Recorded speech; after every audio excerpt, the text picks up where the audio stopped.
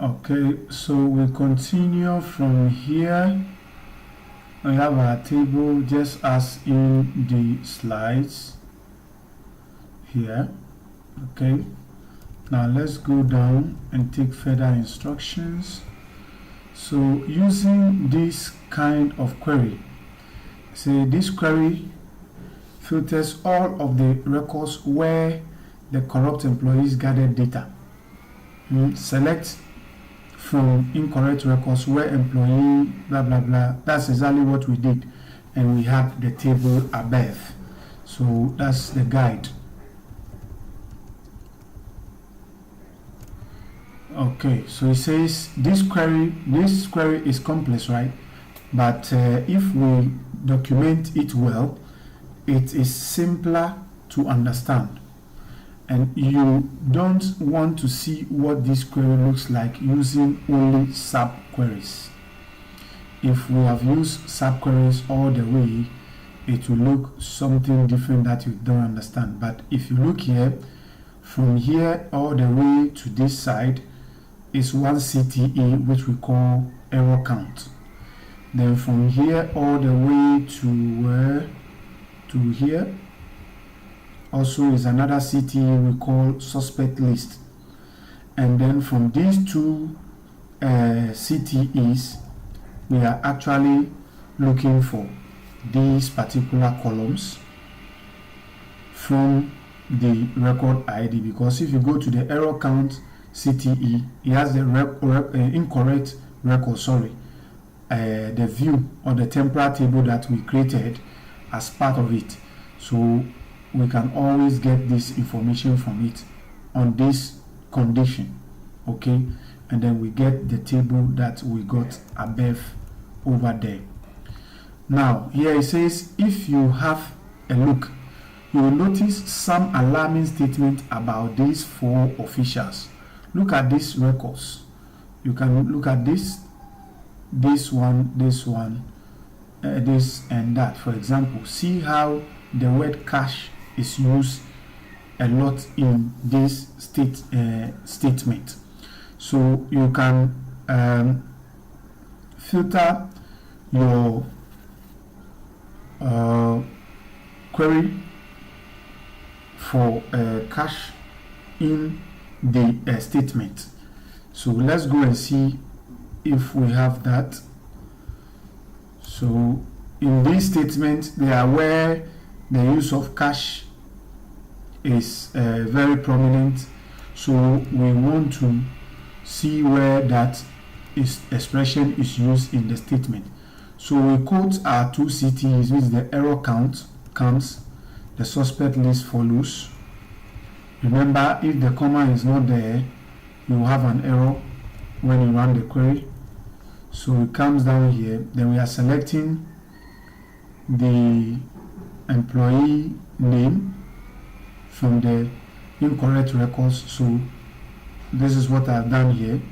I'm now referring to the incorrect records as I, and then I have the location ID statement, which we have done already. It's just a little bit of amendment to make my query a little bit neat. And then we are looking for the number of mistakes. Now we have the incorrect records as I, like I told you, and then we have the suspect list as what? S, so that we don't have to write very long. And what we are joining them with is the employee name. There's employee name in both CTE and then view tables, so to speak. And then what exactly are we looking at? What is the condition where the statement in the incorrect record, like cash, so whether there is an expression or characters before the cash or after it, we are looking for it. So I put it in quotation and I can execute the query here, just here, and this is where we have it. So you can see that Bello Azibo has a total number of 26 mistakes, And in all these statements as we have here, there is the use of the word cash somewhere in there. So let's read some of them and see. It says what? An air of mistrust surrounded the official as villagers spoke of laziness and hints of corruption. The mention of cash passing discreetly only deepened their concerns. This is one. Let's look at here again. It said villagers expressed their discomfort with an official who displayed a haughty demeanor and negligence. The mention of cash transactions deepened their growing sense of unease. So the cash is in there. All these statements have cash. And how many are there? 19. 19 out of the 26 records. Let's see. It looks like it is only, okay, so not only Bello Azibo, we have Zuriel Matembo also recording some issues of related to cash. And then let's see who again. Maybe all the four.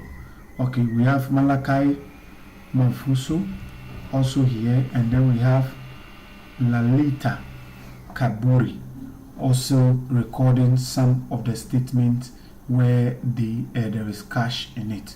So we have done that. You can look at it. The upper part of the query is what we all know already. This part is what we will write. Even with this, we have the first three already in our previous query. We only introduce the number of mistakes because it's part of the instruction. Now let's go on and see. We are done with this. Now we say check if there are any employees in the incorrect records table with statement mentioning cash that are not in our suspect list.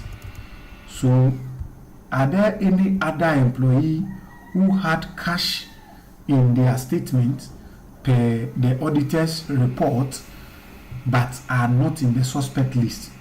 So the query we have written already all is for the suspect list. So let's see how we can tweak this particular query so that we will be able to look for those that do not.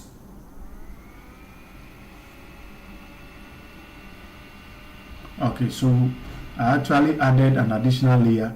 So if I remove the semicolon here and then I introduce this additional layer, which is and number of mistakes are less than the average.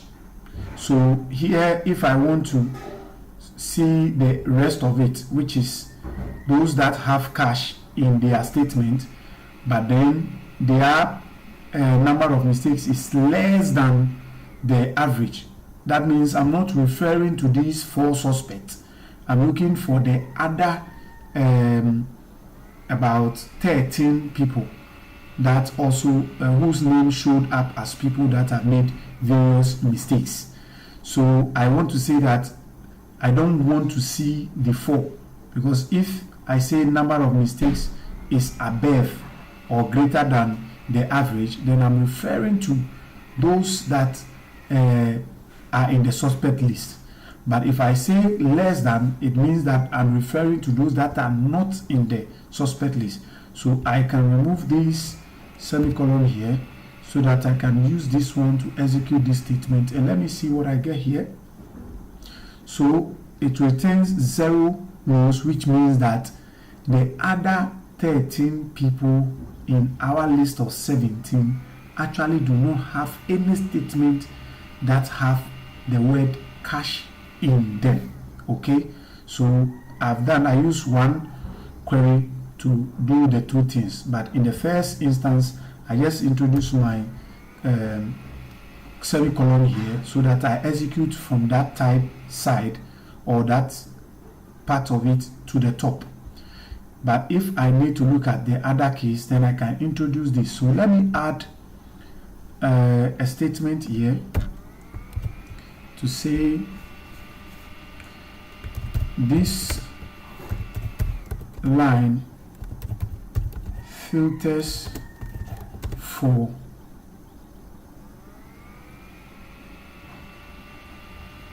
other employees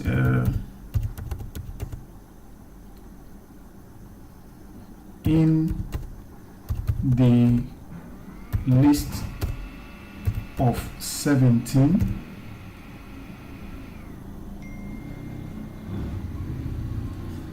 but whose mistakes are below average.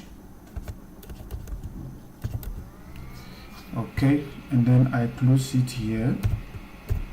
Okay, so anytime I come to my workbench, I will be able to know that with this additional layer, I'm actually looking for the other 13 people to see if any of them also have the word cash in their statement, and it has proven not. So we move on to the next. So you can see here, say I get an empty result, so no one except the 4 suspects has these allegations of bribery. Okay, so we got also the same. Now we are here in the final part of it, which says that so we can sum up the evidence we have for Zure Matembo, Malakai Mavuso, Bello Azibo, and Lalita Kaburi. They made more mistakes than their peers on the average. They all have incriminating statements made against them, and only them. Keep in mind that this is not decisive proof, but is concerning enough that we should flag it. President Naledi has worked hard to stamp out corruption, so she would urge us to report this.